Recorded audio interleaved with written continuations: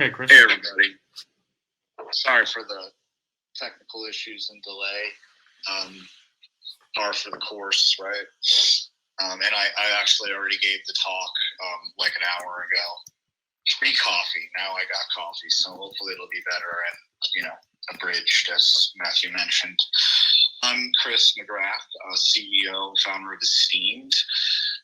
We are a talent solutions platform and provider. We got started with founding of Celebrate Drupal in 2011, then on to DrupalContractors.com, which in 2012, and then over the years grew to be the largest provider of contract Drupal talent. We have, I think, 400 plus members of Drupal Contractors, and now over 1,000 members at Esteemed, which was founded in 2019. Basically, more web technologies, staff augmentation, outsourced HR solutions, things of that nature. And one of our largest areas is still Drupal. So I've done a lot of hiring. I've also done a lot of working.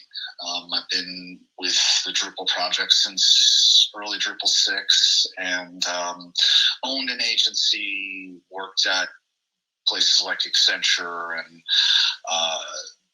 done many, many different projects around the country at all levels.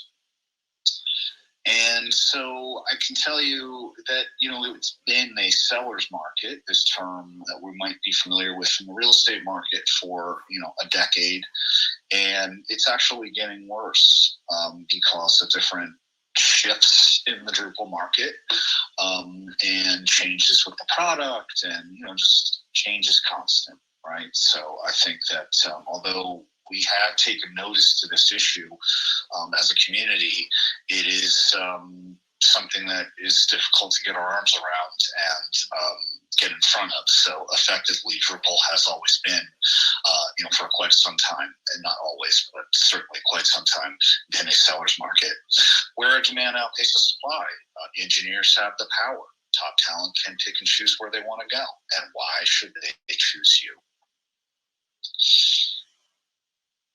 31% of workers quit in the first 6 months. 68% of those people left within 3 months.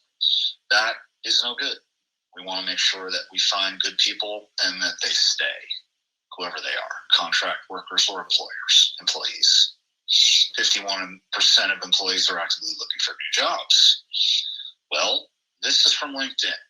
I would say that percentage is potentially higher with Drupal because people are effectively always looking.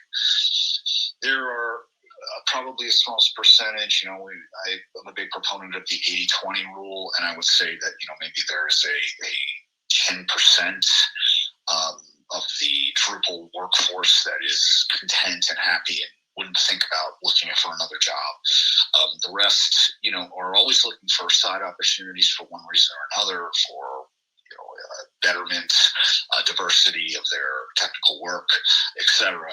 And so, you really have to create a core foundation. I think you might refer to it as a home for your workforce that they come to truly love. And these words are very important because they are the things that are going to stir emotion in people. And that is basically the only thing that's going to keep them there, is truly, getting through the difficult times in this very stressful space.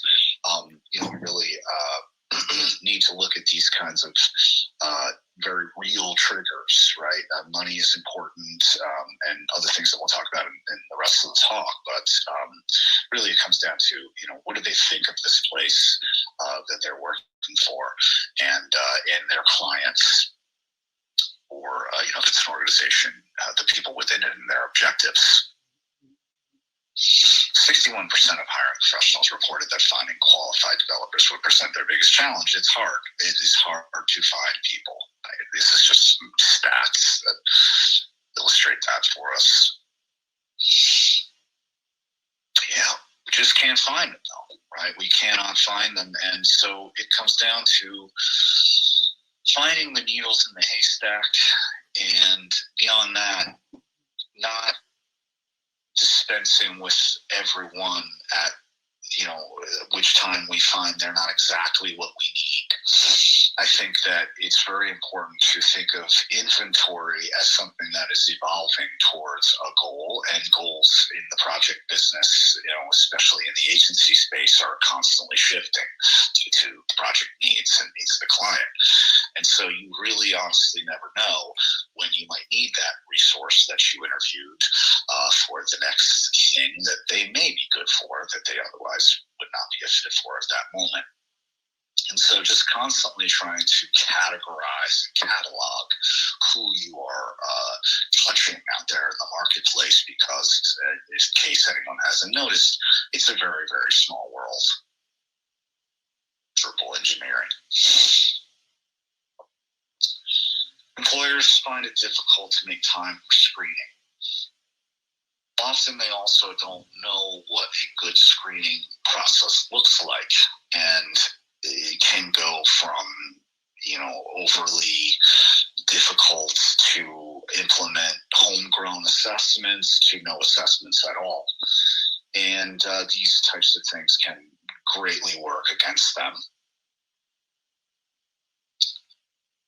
Employers often are busy trying to create the next opportunity, trying to manage the ongoing delivery of current opportunities. Therefore, relationship building takes a back seat until it's necessary, where, now I need another head. Now I need to fill this role. Let me go out and try to find some people. I'll put out an ad. This puts you at an extreme disadvantage. You want to be preemptively building your pipeline of relationships with qualified resources, even if you don't have anything for them at the moment. Retaining top talent requires a steady pipeline of interesting work and a whole lot more.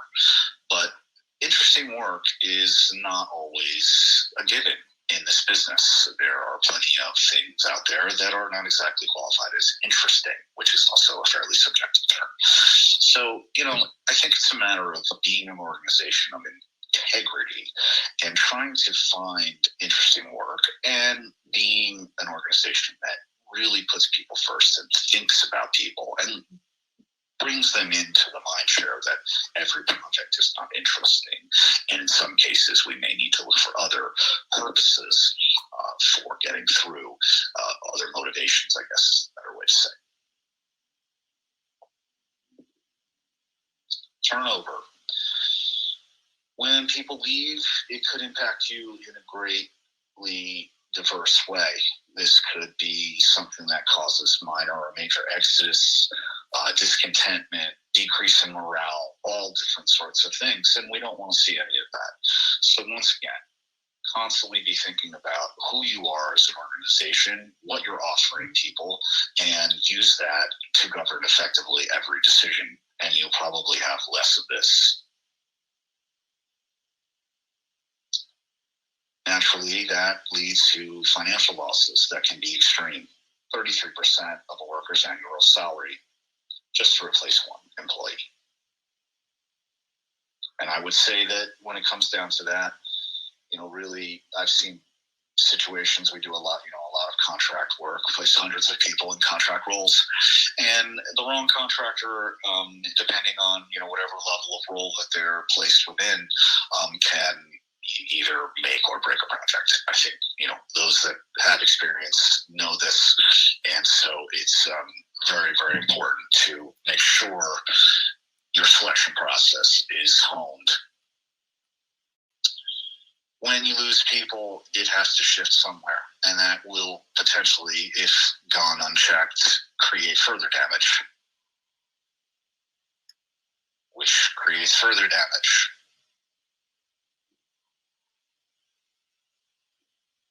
So what can you do? Well, once again, it comes down to quality. Quality.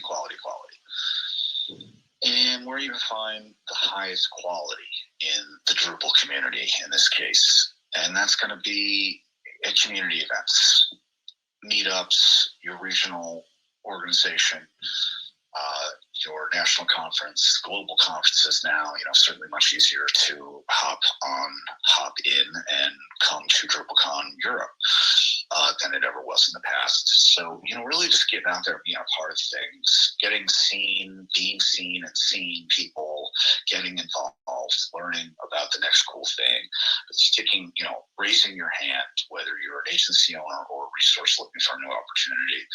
It's really just about meeting one another and, forming those relationships based upon a common need. And the same goes for peer referrals. Being a good citizen of the community, I think, really fosters this, and you kind of let people know.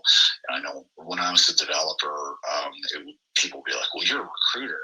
No, not really, but I put people out there and help them find roles, and so kind of, and it became that people trusted me and they would come to me, and so that was just organic. But it is something that can be certainly systematic, and you can create a referral program, incentive program, and that just keeps you top of mind, for that resource out there, or your fellow organization partners out there, the other agencies who you might form some interagency partnerships with. In any case, moving on to the screening process, really trying to invest in some time there, and we'll talk about that a little more in depth in a minute. Portfolio and code samples, naturally, definitely taking a look at these things, making sure that you can understand the depth and breadth of the portfolio, the currency of it, as far as how old is this work, and looking at the code samples with regard to standards as well as a fit for your use case in the current situation, and then potentially, what across your organization is common patterns that might align with that resource's skills. We talked about it a little bit, community engagement. Things are different now with virtual events. You could do a lot more close-up networking, I think, in the past, and so now we have to do it in different ways. And that's, I think, these first 2 points, engaging devs at events. We can do that to a certain extent, but really trying to create events where people can get together, they can ask questions, network, and get familiar, sort of crowd around, I guess that's the way to put it, a certain particular topic or problem that, may be common out there in our space. We have this going on all the time at Esteemed on our Slack, where, people are trying to solve problems and support one another. And I think, then forming topics around that and creating events, this is something that can really do a lot. It establishes you as an authority in the space. It gives opportunity, to create a forum where people can come together. They then, build trust in your organization and its ability to attract quality people who can then inform them and help the fellow community member in their particular work. So I think that that's something that can be very valuable. Drupal.org contributions, certainly, get involved in projects that can make an impact, can get your name out there, and create those peer referrals, which really, there's, statistics out there. It's probably one of the most common, I think it is the most common way that people hire is, I know a person, and they could fill this role. Why don't you give them an opportunity? And if that person who's making the referral is trusted, it's like a much higher degree of certainty, which is what we're all looking for. So yeah, join in on community development efforts, code contrib days. This is all stuff that can get you, shoulder to shoulder with talent that easily could be a key contribution to your next project. We talked about this, peer referrals, just really identifying yourself as someone who's growing, who needs talent, will need talent in the future. If you're looking to downsize partner, let me know. If you're looking for a new opportunity, or if you know anyone, if you know any juniors, people have, kids these days at my age that are coming into the workforce, friends, et cetera, people making career changes in cases. So, really just letting people know what you need. First, step in solving the problem is admitting you have one. So, talk to people and try to identify who, might be amongst your trusted partners out there so that they can keep an eye out for you and you can do the same for them so that, once again, you can kind of have one another's back in this small world that can really be a huge help. Building an internal referral program where you're incenting people and letting them know, you'll give them X if they can bring the next hire is a tried and true method. And we've seen everything from you'll get $10,000 to a night out on the company, and so really that's a matter of the scale of your organization, what you can afford to do. But all I can say is that substance is important, and then of course who you are as an organization is going to govern how able you are to attract talent, and leveraging the external network out there such as LinkedIn. So in screening, really take into consideration what you're looking for and look at that candidate holistically. Is that acquisition really for a short-term need? Is a long-term need? And really insert that into your search and what you're looking for. Checking for soft skills. In this case, engineering, we can find people that have, tremendous background and ability, but then sometimes struggle with soft skills and could use some polish, could use, some education in that area. So that's certainly possible to add to someone's profile, even, if they're, a decade or more into their career. It's something that people can evolve if they put some effort towards it. Review of coding skills, certainly, we're looking at different peer programming platforms out there like Codility. We use something called CoderByte at Esteem and customize that for our needs with Drupal and WordPress, all different sorts of JavaScript. So it's all possible, right? You can create standard assessments without too much cost, and you can also get on there and just do some code on these screen share platforms and really see how someone would do in problem solving with your resource, the interviewer. How do you screen when you don't have time? This is a huge problem.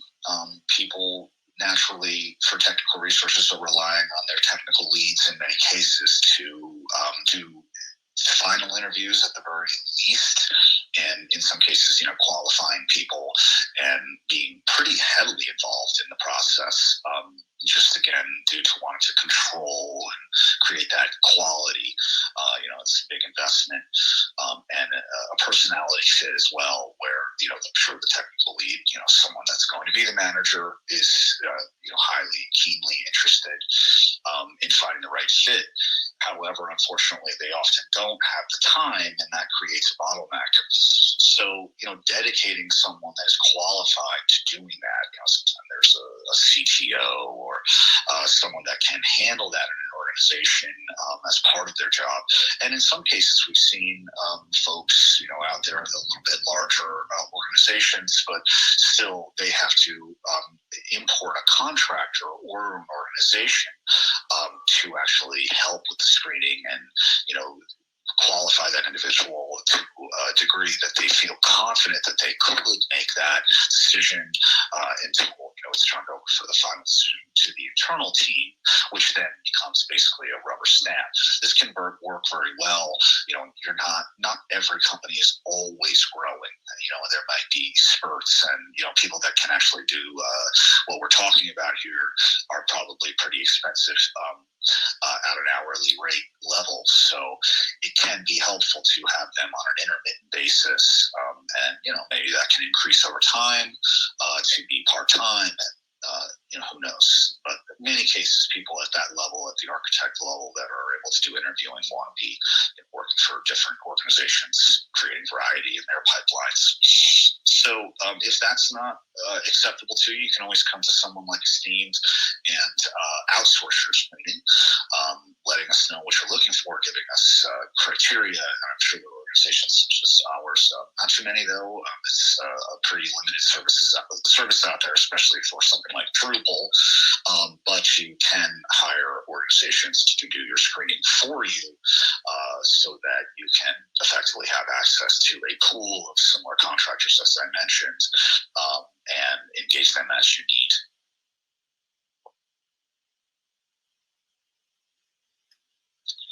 And when it's consistent of a good process, we're looking at portfolios, we're looking at the age, we're looking at projects, making sure that that has some alignment with what we're focused on as an organization or an agency. And checking out the code samples, just through it, can easily use the code sniffer to check out standards, looking at code review at an appropriate level, right? You also don't have to have architects reviewing juniors. You can engage other peers possibly throughout the organization at different levels and, create somewhat of a screening team. But I think it's, the big message here is that screening happens and that there is a process that leadership and stakeholders on the technical team agree on. What is an ideal candidate? That's going to vary. It's a project-based business, so projects have different needs. Clients have different needs, and that will get down to some very minute details. But overall, I think some of the biggest things that we look for here at Steam when finding great people for our projects and our own clients is someone that understands the iterative process of software development, someone that is passionate about that continual improvement within budget constraints, of course, to really create some elegance in what they're doing and is passionate about that, because again, it is a craft, and finding artisans that understand that is the goal. And I would say fostering that mindset is valuable and will pay dividends in the future. Being team focused, same kind of thing. We look at Esteemed as kind of a guild, and I think thinking of that, knowing the value of a team. People come to Drupal development and engineering as having some core skills, but then there's also certainly a high degree of specialties out there, great many number, and so just understanding the value of what a team offers, I think, is key, and certainly that fosters how to build a good team, which naturally we can always use managers that emerge from our workforce. And that feeds to value building. What does that mean to that individual? What does that mean to the organization? What value are you bringing to the marketplace, and how is that message disseminated throughout your team and constantly reinforced by everyone involved? So how do you find these folks? Detail, as usual, is important.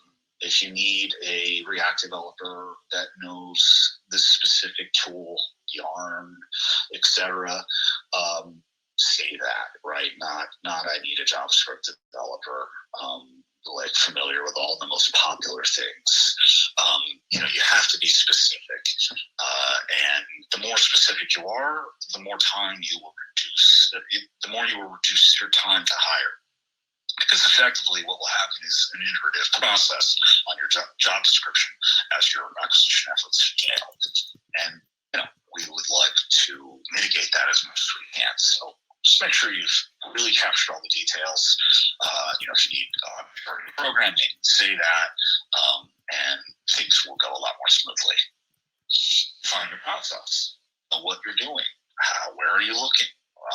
Who are you using to do the looking? What happens after you get someone that's interested? Et cetera, et cetera. Every step in the process, right? All processes should have an outline and follow that systematically. This one is no different.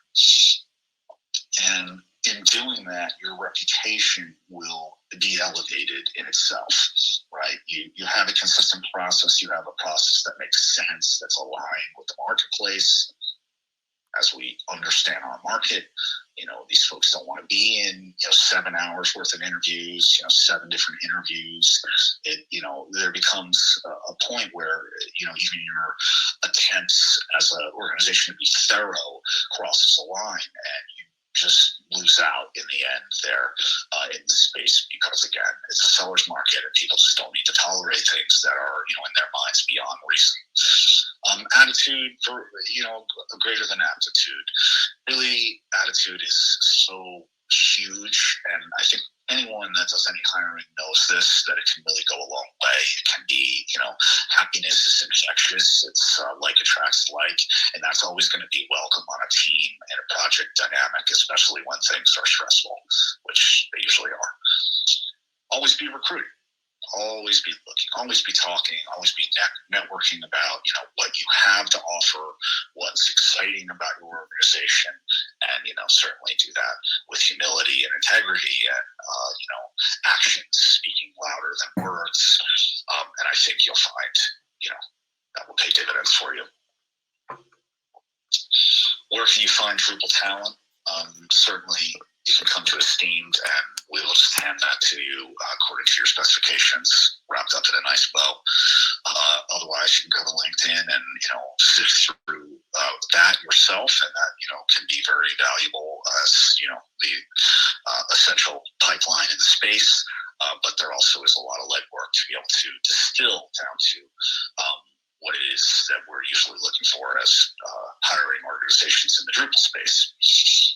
Being involved in regional camps and national conferences such as DrupalCon Europe and DrupalCon US can be a game-changing situation, really.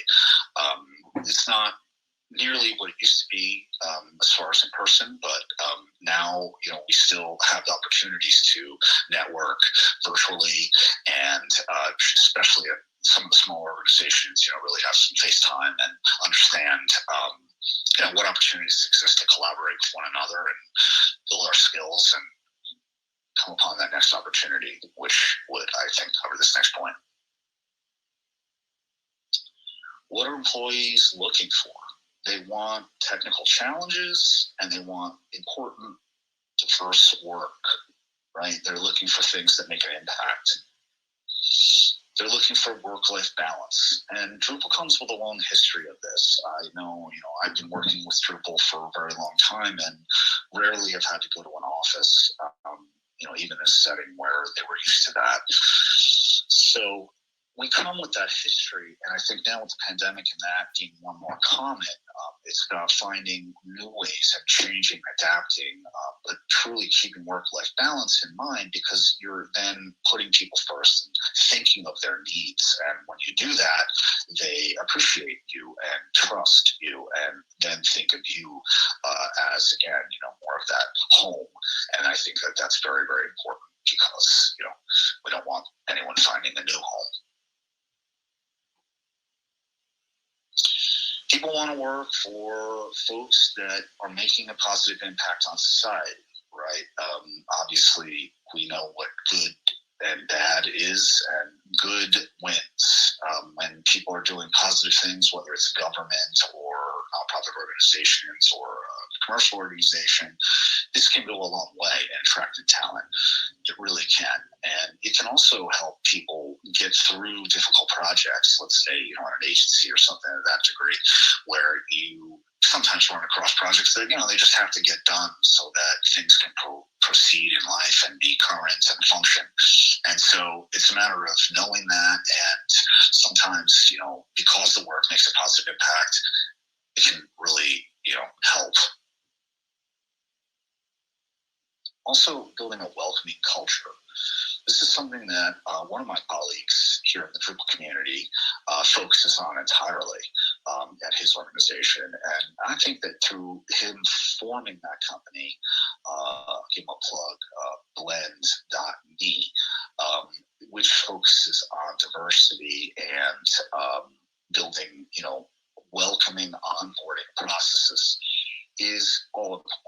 We've seen this especially with the emphasis on virtual work, where this gets lost and people are onboarded, whether they're employees or contractors, and contractors all the more worse situation. And they're just feeling lost and floating and not connected and, maybe not accommodated from various different perspectives. And so really thinking about, how you're bringing people into your organization and what you're saying to them during that process is all important and cannot be overlooked. So in sum, it's all about relationships. Being someone, an organization that is relationship worthy, right? Who are you as an organization, and why, again, back to the first point, should they choose you? And so that creates a number of opportunities for us to improve as organizations. And I think we've talked about some different ways. And I'm always here, for further discussion. Any time anybody's looking for, a little more information. But build a referral network and keep track of that and incentivize people, both your partners and other resources out there. Maybe part of your contractor network. Create a screening process. Don't forget to screen your talent for the right fit and the right technical aptitude. Understand your candidate's desire and what their hopes and dreams for the future are, and do your best to align your organization with those values and goals. And I think that hopefully you found some of this helpful, and I think that's a wrap for me. Get me on LinkedIn and certainly by email or some of our different social channels over at Esteemed, and look forward to seeing you at DrupalGov Con and Drupal New York City. I know are some of the next events that we're up to, and thanks very much for the opportunity, and once again, apologies for the late start and technical issues.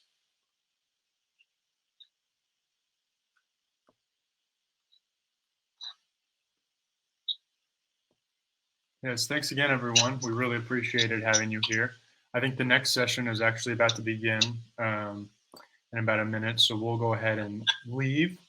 And I'll follow up with everyone who was in the session and just let you know our LinkedIn and the emails as well. So thank you so much for being here, and we'll see you around the event. Thanks, everybody.